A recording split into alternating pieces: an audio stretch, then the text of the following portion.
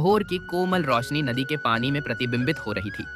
वृंदावन के हरे भरे खेतों में पक्षियों की चहचहाहट और हवा के कोमल स्पर्श ने गांव के वातावरण को और भी शांत और जादुई बना दिया था। गोपियां फूल लेकर चल रही थीं और दूर से बांसुरी की ध्वनि सुनाई दे रही थी। यह श्री कृष्ण की धुन थी, जिसे सुनकर मन प्रसन्न हो जाता था और जीवन में सच्चे प्रेम और ईमानदारी के संदेश की याद आ जाती थी।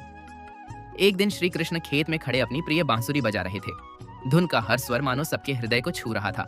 तभी अचानक एक छोटा बालक राधेकांत आया। वह बहुत हिचकिचा रहा था। उसने कहा, हे कृष्ण, मैं बहादुर बनना चाहता हूँ, लेकिन मेरा डर मुझे रोक रहा है। कोई मुझे छोटा समझता है। श्री कृष्ण मुस्कुराए और बोले, साहस का मतलब केवल शारीरिक शक्ति नहीं है।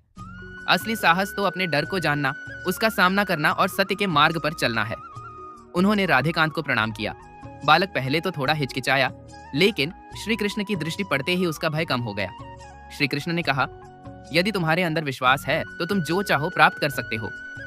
राधेकांत ने देखा कि उसके हाथ में धनुष बाण था और उसका विश्वास उसे शक्ति दे रहा था। उसने धीरे से बाण चलाया और निशाने पर लगा। सभी लोग बहुत प्रसन्न हुए। राधेकांत समझ गए कि सच्ची शक्ति आत्मविश्वास, ईमानदारी और धर्म के मार्ग पर चलने से आती है। श्री कृष्ण ने न केवल शिक्षा दी, बल्कि यह भी दिखाया कि कैसे विश्वास और धैर्य जीवन को प्रकाश से भर सकते हैं। इस छोटी सी घटना से यह स्पष्ट हो गया कि श्री कृष्ण की उपस्थिति केवल आनंद ही नहीं, बल्कि जीवन का सही मार्ग भी दिखाती है।